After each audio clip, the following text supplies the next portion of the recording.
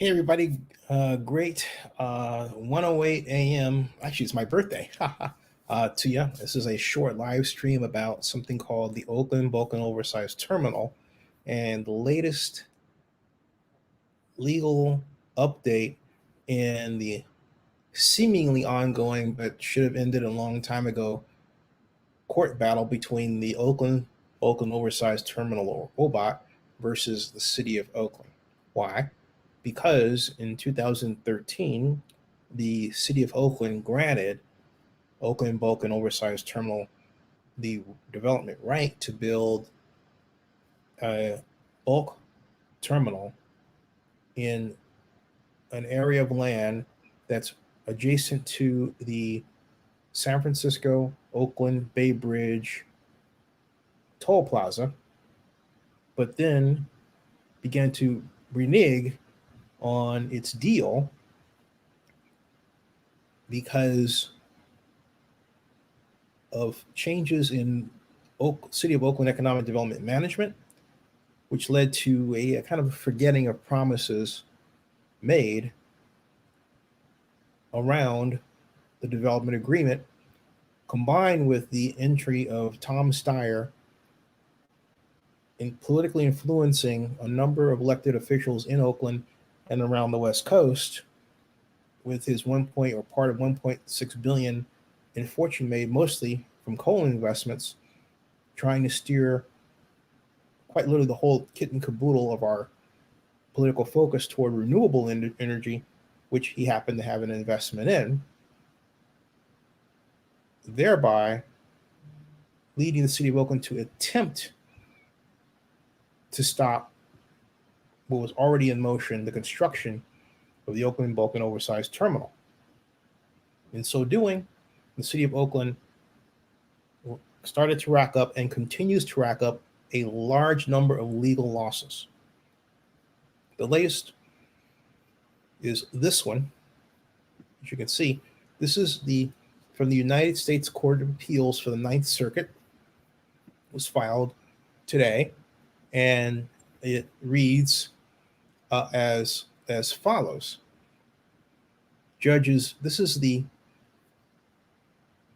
California Attorney General's attempt to reopen a hearing the Ninth Circuit Court of Appeals already decided on a month ago plus, where Oakland Oversized Terminal, led by Oakland developer Phil Tagami and Insight Terminal Solutions, Zenny 62 Media content client, prevailed because, quite simply, the City of Oakland signed a contract with OBOT and then attempted to basically breach that contract by trying to deny OBOT the right to build the bulk terminal next to the toll plaza. And that location isn't the reason for the opposition. In fact, many people say it was actually in West Oakland, but really, technically, it's more toward the Bay Bridge than West Oakland itself. But I digress. It's actually in the Oakland Army base and was supposed to be the replacement for the closed Oakland Army base, and it's over 7,000 jobs. Now, the city lost in the Court of Appeals, but the California Attorney General stepped forward and basically said, I'll save you. I'll gather around the League of Cities and all these other cities, and we'll file what's called an in-bank rehearing request. Well, guess what? This is the decision that was announced today, the order. Before Carlos T.B. and Kenneth K. Lee, circuit judges, and Lawrence L. Pearsall, district judge, Judges B and Lee have voted to deny the appellant's petitions for panel rehearing. Judge Pearsall has voted to grant the petitions for panel rehearing. Judge Lee has voted to deny the petitions for rehearing en banc, and Judge B has so recommended. Judge Pearsall has recommended that the petitions for rehearing en banc be granted. The full court has been advised of the suggestion for rehearing en banc, and no judge has requested a vote on whether to rehear the matter en banc. The petition for panel rehearing and the petition for rehearing in banc are therefore denied. Denied. That means that the extensive argument that was made by the California Attorney General and his people wasn't even looked at. Basically, the Ninth Circuit said, look, we've already decided on this. Why are you bringing this back to us again? And you should have watched the previous hearing. Boy, oh boy, the Ninth Circuit handed the City of Oakland its tail. It was ugly. It made the City of Oakland look like fools. And why not? The City of Oakland was the creator of the project to begin with. Why? Because it all started with the closure of bases in the late 90s leading to the 21st century, and the federal government granting the City of Oakland the right to develop on what was their property in West Oakland, and the City of Oakland having a competition after sort of dragging its feet to really get things going for a developer to build on that property. A number of ideas were considered, from movie studios to casinos. But the one idea that won out was the one that was introduced by California Capital Investment Group managing partner Phil Tagami for a bulk terminal. And it, in doing so, focused on a long recognized need for a bulk terminal that goes all the way back to the 1986 Bay Area Seaport Plan. And actually, even before that, the 1986 Bay Area Seaport Plan called for 7 additional bulk terminal berths, ideally at the Port of Oakland. By the time of the Oakland Sharing the Vision meeting, 1991, which drew 500 people to come to downtown Oakland's Kaiser Convention Center, next to part of the Marriott, a number of port fans, if you will, planners, engineers, and tenants all collectively had it in mind to develop, or at least call for the development of, a bulk terminal. So what Phil did was recapture an idea, a good idea, but for the primary purpose, it's promised to develop well-paying yet low-skill jobs, which would, for all practical purposes, replace the jobs that were at the Army base. That was the idea. But he also insisted on doing it, did Tagami, within a structure, if you will, an engineering plan, a design, and an objective that called for a low emissions facility, even to the point of the engines that pull the containers. And he wanted the containers to be covered. So the coal would be hauled in covered cars, which do exist, by the way. Instead, Phil was met with opposition from elected officials who previously had agreed with the same idea, but felt the political heat that was indirectly caused by Steyer's spending, and in some cases directly. And on top of that, the City of Oakland's own efforts in terms of identifying the market of coal for the Oakland bulk and oversized terminal were really done to get rid of Phil Tagami in search of a better operator.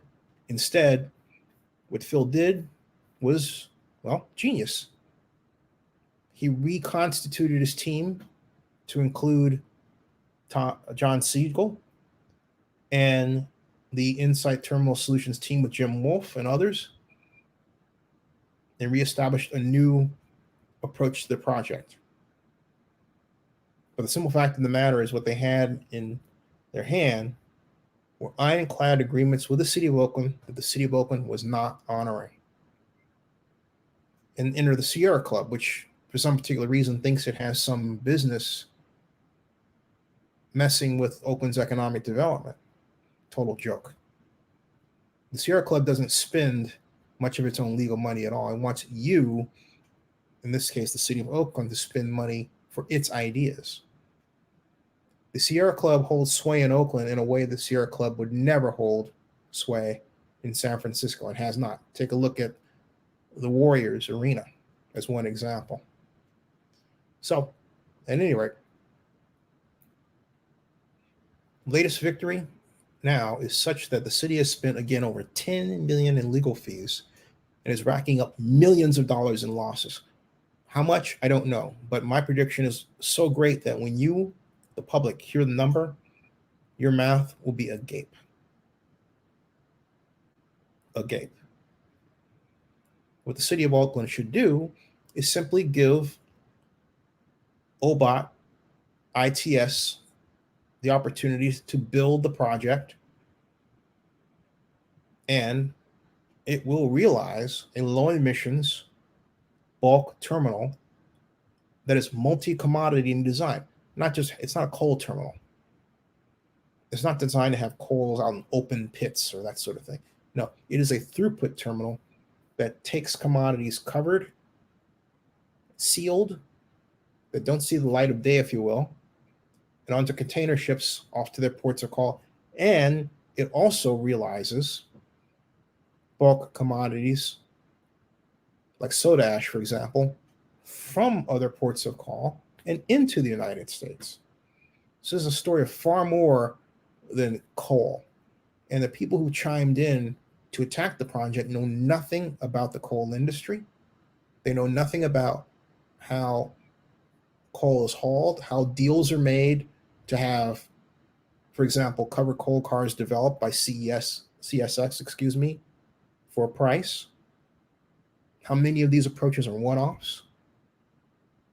And so what's done in this prejudice is people come up with their own ideas and they tell lies. Like one former council member saying to me that the CEO of CSX told her and them that they were not in the business of hauling coal. If you type CSX coal right now in Google, you'll find the first result, the CSX page, and it will tell you that CSX is the world's leading transporter of coal today.